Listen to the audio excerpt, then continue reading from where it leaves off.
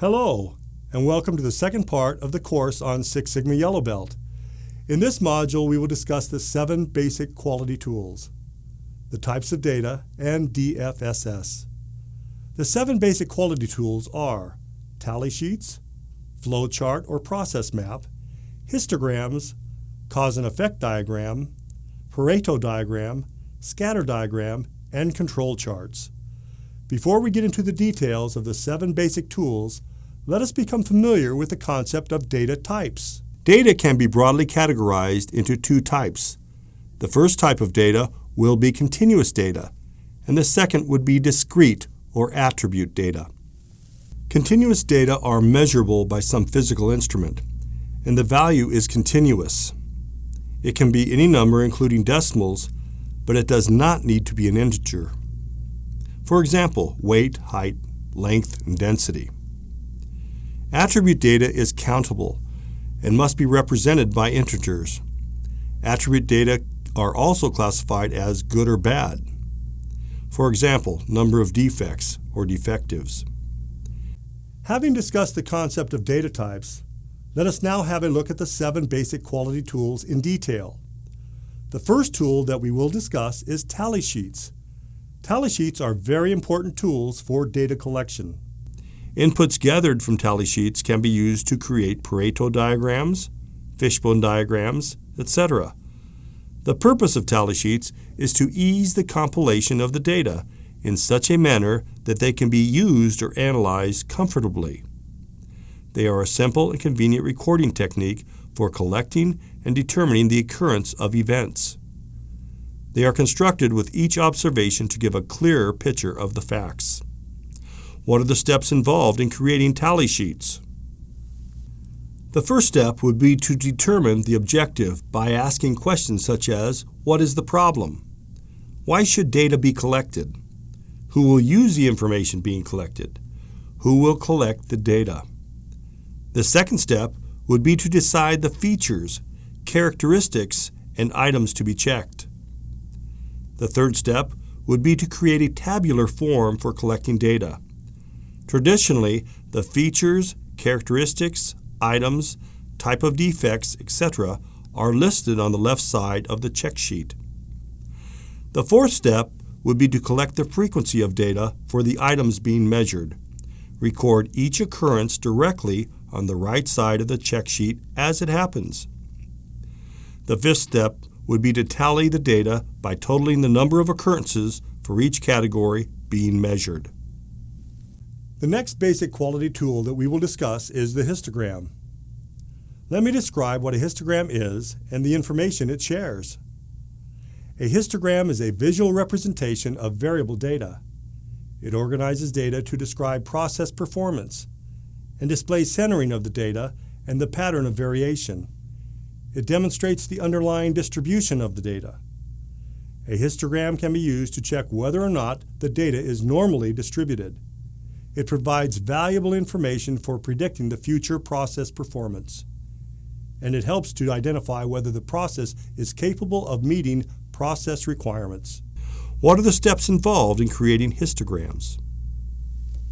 The first step is to collect the variable data in a table. The next step is to ensure that all the measurements are in the same unit of measure. The third step is to arrange the data in ascending order such that the minimum and maximum value can be identified. The fourth step is to choose some suitable interval length of uniform size. The fifth step is to use a check sheet to count the number of observations corresponding to each interval. The number of observations for a particular interval is said to be the height of the interval and displayed as vertical bars. A sample diagram is given here where the raw data is displayed in the form of a histogram. We can see the shape of the underlying distribution. Some of the important aspects to be considered when studying a histogram are, firstly, location of the mean of the process. Secondly, spread or variation of the process. And thirdly, shape, pattern of the process.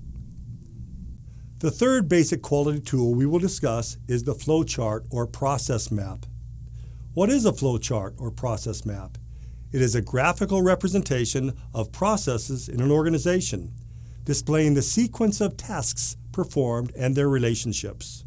It is a prerequisite to obtain an in-depth understanding of a process before application of quality management tools such as FMEA or SPC, etc. Process maps are progressively elaborated. Early on in the Six Sigma project, a high-level process map is defined showing major processes. This is made more explicit and detailed as the project team develops a more and complete understanding of all the processes. Standard symbols are used in the creation of process maps. What are the benefits of a process map? First, it helps clarify several process steps and process flow which may not have been understood clearly before. Second, it shows problem areas, unexpected complexity, redundancy, idle time, unnecessary loops, and where simplification may be incorporated. Third, it visually shows the various alternatives possible and helps in selecting an appropriate solution. Fourth, it helps all members of the team gain appreciation for the work being done by others in the team. Fifth, it compares and contrasts the actual versus the ideal flow of a process. And last, it can be used as a training tool. Next, I will explain and show you the symbols used in process maps. The first symbol is a rectangle. The rectangle represents a process step or action taken. Each process step has one or more inputs, does some activity, and creates one or more outputs.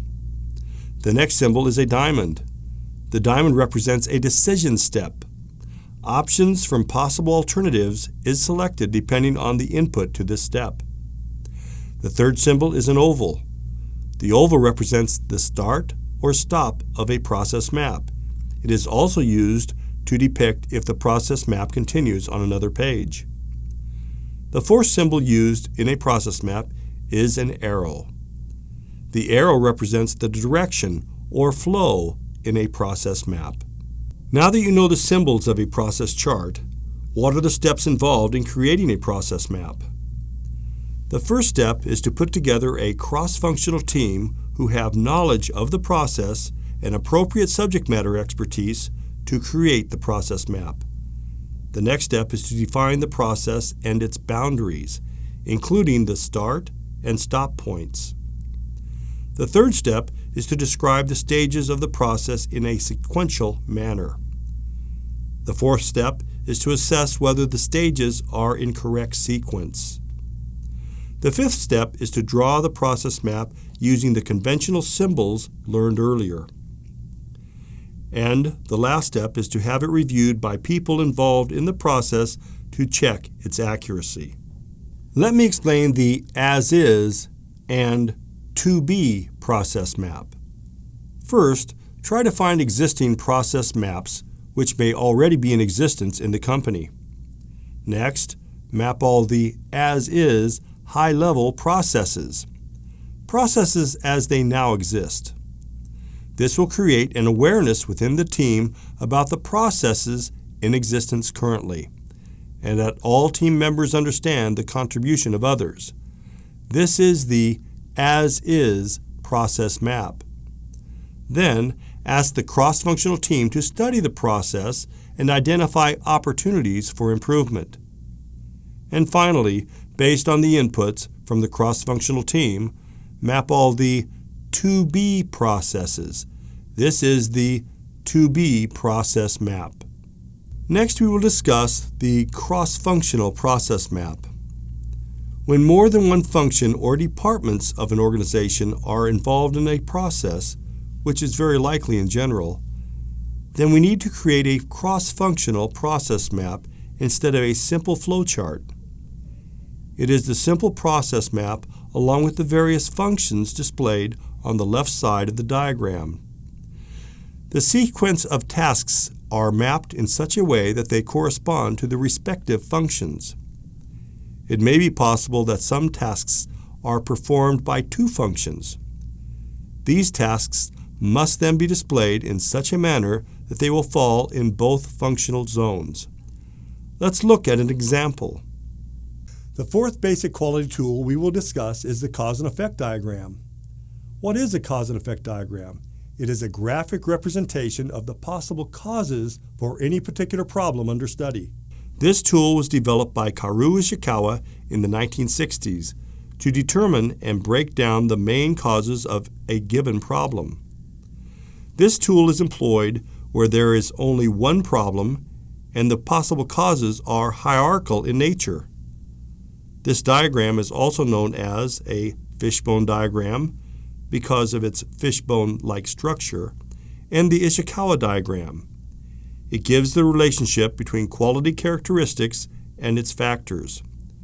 It focuses on the causes and not the symptoms. A cause and effect diagram is usually created by a group of people who have knowledge of the process and understand the problems in the present system. It helps in finding the root causes of the problem and in generating improvement ideas. It clarifies the understanding the team has regarding the process. If an Ishikawa diagram does not show an appropriate level of detail, it indicates that the team has a superficial knowledge of the problem. Therefore, additional study of the system or involvement of subject matter experts is required. The steps involved in creating cause and effect diagrams are: first, the effect. A specific problem or quality characteristic is the head, and the potential causes and subcauses of the problem or quality characteristics make up the bone structure of the fish. Therefore, write the effect of the problem in a box to the right-hand side. Second, draw a horizontal line from the left-hand side of the box. Thirdly, identify the major categories for causes of the effect, which form the main branches of the diagram. Then, the major categories for the main bone structure or branches are the 5 M's: machine, manpower, method, materials, and maintenance, followed in the manufacturing industry, or the 4 P's: policies, procedures, people, and plant, followed in the non-manufacturing industry. The team may identify other relevant major categories according to the problem. Next, ensure that the team members have a good knowledge of the process and understand the problem under study. After that, conduct a brainstorming session with all the team members to generate the possible causes of the problem. Then, categorize the identified causes into groups and subgroups. A popular way to do this is through using affinity diagrams. The next step is to write the names of categories above and below the horizontal line. Start with high-level groups and expand each group up to 3 or 4 levels. And finally, write down the detailed cause data for each category. The fifth basic quality tool is Pareto analysis. What is Pareto analysis? It is a ranked comparison of factors related to a quality problem. A Pareto diagram displays the relative importance of problems in a simple visual format. Since availability of money, time, and other resources are restricted, a Pareto analysis helps the team to consider only the vital few problematic factors out of the trivial many, which, if addressed with due care, will bring the greatest rewards with minimum resources. The Pareto diagram is based on the Pareto principle, also known as the 80-20 rule, which states that a small number of causes, 20%, are responsible for a large percentage of the effects, 80%. The Pareto diagram is named after Vilfredo Pareto, an economist from Italy. Pareto studied the distribution of wealth and documented that the distribution was not equal across the population. He confirmed with data that the majority of wealth is concentrated with relatively few people. Pareto's observation was popularized by Dr. Joseph M. Juran, who is regarded as the father of quality control. It was Dr. Juran who called the 80-20 ratio propounded by Pareto the Pareto principle. Dr. Juran referred to those few contributors which account for the bulk of the effect as the vital few. He referred to other sources that do not contribute significantly to the effect as the trivial many. What are the steps involved in creating Pareto diagrams? The first step is to put together a cross-functional team who have knowledge of the different opportunities or problems under study. The next step is to create different categories for the opportunities. The third step is to select a reasonable time interval for the analysis. The fourth step is to determine the total occurrences of events in each category. The fifth is to rank the total occurrences in each category from maximum to minimum. The sixth step is to compute the percentage for each category by dividing by the category total and multiplying by 100. In the seventh step is to create a graph of opportunities with the categories' names on the x-axis and the percent of opportunities on the y-axis. Let us now look at an example of Pareto diagram. This is an example of a Pareto diagram of the complaints received in a hotel over a period of 3 months. The hotel management is concerned about the increasing customer complaints. The horizontal axis represents various types of complaints, and the vertical axis displays the number of complaints in each category. The right-hand vertical axis displays the cumulative percentage of the complaints. The blue curve represents this data. From this chart, we can see that only the first 4 complaint categories, room service, housekeeping, reservation, and food and beverages, constitute 80% of the total complaints. Thus, these 4 areas need immediate attention to improve process performance. The sixth basic quality tool is the scatter diagram. What is a scatter diagram? It is a graphical representation that depicts the possible relationship or association between 2 variables, factors, or characteristics. It provides both a visual and statistical means to test the strength of a relationship. Let's look at what are the steps involved in creating a scatter diagram. First of all, collect the data on both variables, preferably a size of 20 or more. Then plot the data points on a XY plane, where variable 1 is plotted along the x-axis and variable 2 is plotted along the y-axis. The next step is to identify the linear relationship between them if it exists. The final step is to identify the strength of the linear relationship as strong, weak positive, or strong, weak negative. Let us now take a look at an example of scatter diagram. From the above scatter diagram, we can see that the factors x and y are having a negative linear relationship. Individual data points are plotted as bullet points, and the trend line indicates there is a linear relationship. The seventh and the final basic quality tool is control chart. So what is a control chart? It is a tool used in the control phase of the Six Sigma project. It distinguishes special from common cause of variation. Common causes of variation are natural in the process. They are small in magnitude and difficult to identify and remove from the process. Special causes of variation occur due to some special conditions or events. They are large in magnitude and easy to identify and remove from the process. There are 3 major components of a control chart: upper control limit, UCL, lower control limit, LCL, and center line, the mean. Information required for a control chart is a count or measurement from a process whenever an event occurs or at regular time intervals. Let's take a look at a sample control chart.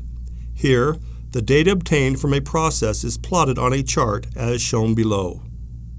Let us now discuss the various components of control chart. The first component is the mean. It is the simple average of the process data. It is displayed as a center line in the control chart, and individual data points are plotted on the chart.